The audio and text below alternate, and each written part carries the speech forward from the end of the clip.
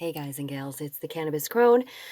For the first time in a long time, I'm doing a mini pod from in my studio because it is pouring outside. Although I'm not complaining, we really needed the rain. Anyone who's living in the area of northern Minnesota knows we've kind of been droughty.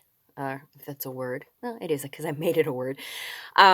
It's been very dry, very brown. We did not have a lot of snow to melt like we did last year, so I was a little nervous about how the growing season would be this year. But fortunately, we have rain today. So, and it's been raining since yesterday, and it's going to continue on for a couple days. So hopefully, we get nice and saturated, and everything will turn green because it's been really brown lately.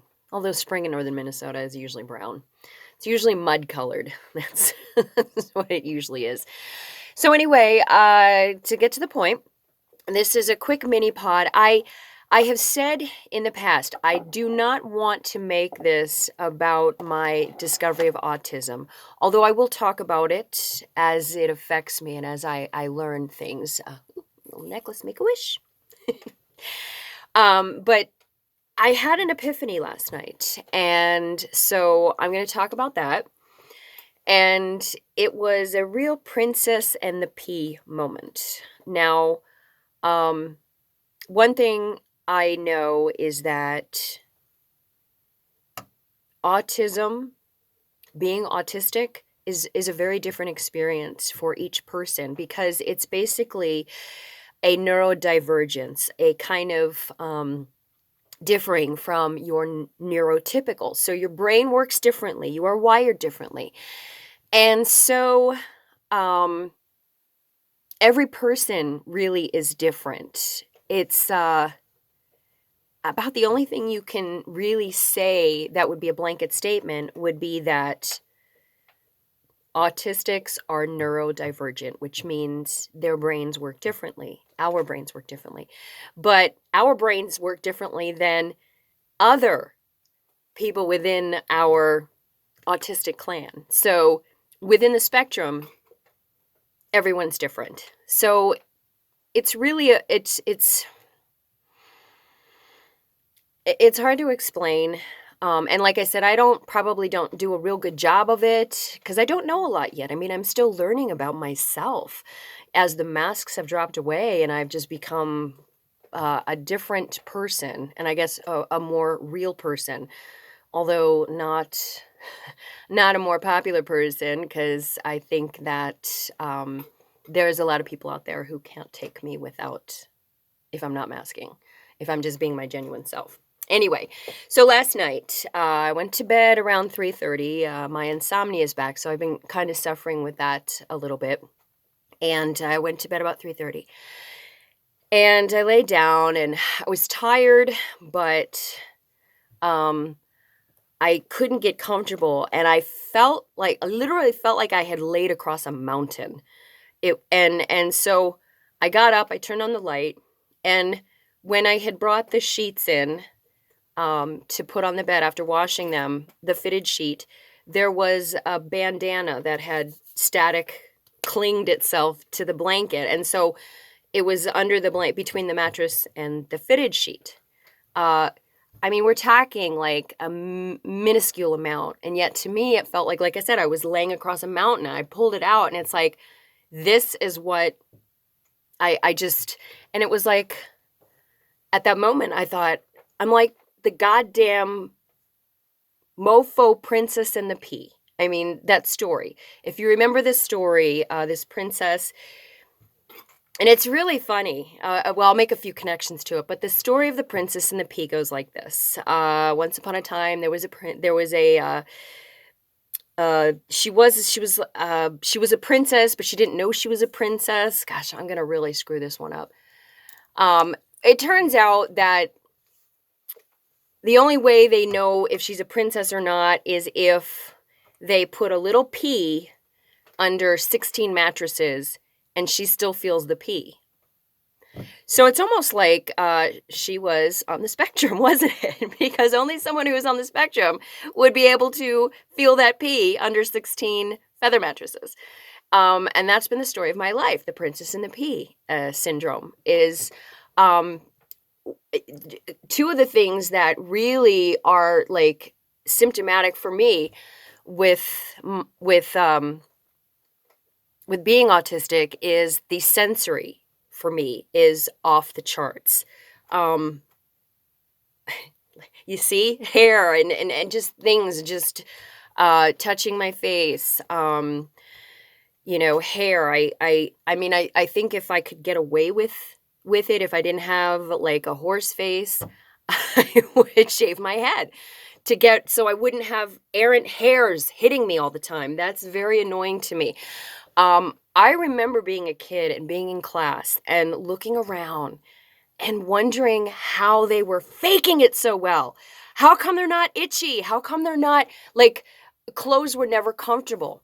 Even as an adult, I would sit in meetings and stuff and think, how are these people doing it? How are they not suffering? Aren't they, itchy? Aren't they? I mean, there are people that could sit perfectly still for 45 minutes. I never understood that. I was like, how are they doing this? How are they pulling this off? What is the secret? Because cloth against my skin, hair, like I said, very, very major sensory issues where I have never been comfortable sitting in a movie or sitting in a meeting.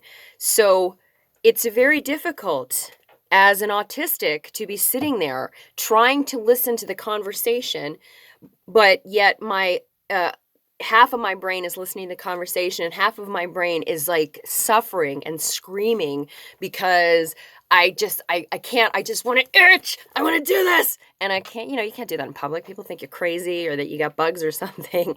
So that sensory issue, ever since the day I was born, I've had it. And it drove my mother crazy. I drove my mother crazy in so many different ways, but that was one of them because I would either try to take my clothes off or I would be, fidgeting all the time, and it would drive my mom crazy. She was like, sit still. And, they didn't understand that it was nearly impossible for me to sit still. It was very uncomfortable and in some instances painful to have to sit still and not be able to move around and itch and, do the things that I really was like desperate to do. The other sensory issue has always been sound for me. I have a hard time with competing sounds. In fact, after my partner goes to bed at night, because he usually goes to bed early and I go to bed really, really late, sometimes I won't even watch TV or anything. I'll sit there, and if the wood stove is going, I'll open the door so I can just watch the flames. And I sit there and chill with my fur babies because it's the one time where there's no competing sounds, and so it calms me. It's like a peaceful, safe place. The only time during the day, unless I'm sleeping, that I don't have the competing sounds that are driving me crazy. The sound of water dripping, another Princess and the Pea moment. I can't. I mean, all the faucets have to be, in tight working order. I can't handle dripping water. Static is a thing for me. Like on a radio station, if it starts to fade out ever so slightly, that I have to just turn it off. I can't listen to static. So, but the Princess and the Pea moment hit me last night. It was like, how is this? I mean, how can this be so major to me when so many of the people I know could have just laid there and not even felt the fact that there was a tiny little piece of cloth underneath the fitted sheet between the sheet, And yet for me, it was like trying to lay across the Andes. I mean, it was like I had, spikes in me. It was, and that's when I realized that's a big part of being me is, like I said, the Princess and the Pea syndrome. So I just wanted to touch base about that because, like I said, I'm really discovering more and more about myself and things that made me seem really weird, is just, like I said, it's a part of my neurodivergence. My brain works this way. But it has been, I'm learning to love myself again. And that, actually, maybe I never did love myself. It's very possible. I always say that the one reason that I wish that would have been diagnosed as a kid would have been so that I could give myself a break. So that I would have been angry with myself. I always felt like I was betraying myself because I couldn't be normal, even though I tried desperately. And so this is, like I said, it's been different. You hear that? That's that's my I think my little Evie's on the spectrum too. She spends the day under the covers in the bedroom if she can. She just doesn't like she wants everyone to leave her the hell alone.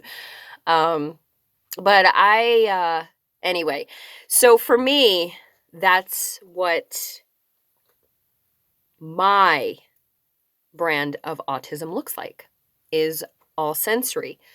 But because I've been able to actually not been I've had to learn to be adaptable, and I've had to learn how to do, um, the masking and how to not be so fidgety. I mean, sometimes to the point of sitting on my hands. Um, but to the outside eye, to a lot of people, I had them fooled. I looked like a neurotypical, just a little quirky. But um, like I said, on the inside, these are really big things for me. And one thing I realized is when I was laid off from my job and I been on unemployment, the masks fell to the wayside, and I'm really having a hard time masking again. So I'm gonna have to figure out something to do. I mean, it's like really hard for me now to be in public, to be around people. Um, I use cannabis to maybe quell a little bit of my anxiety when I do have to go out there and go shopping or something. And I'm pretty sure I look as normal as someone like me can look, but it's a lot's going on the inside. There's a lot going on up here. There's a whole world that's going on up here that nobody knows about. So, anyway, um, if anyone out there has ever had a princess in the pea moment, you can let me know down in the comments. And like I said, this isn't going to be the norm. Every once in a while, I'm going to come up with something and I'll share it with you that I discover about um, my own neurodivergent brain. But I don't want this to be an all the time thing simply because there's so many other better podcasts out there. There's Asperger's from the Inside. There is Samby Sam. There's that page that I had discovered. Um, and so yeah, so these are great things to watch. They're great resources, and they know a lot more about it than I do because, like I said, this is all new to me. I'm just trying to process who I am at 54 while going through menopause. Yeah. So anyway, that's it. I hope everyone has a beautiful day. Don't curse the rain. Enjoy it because you know what? We needed it. Namaste.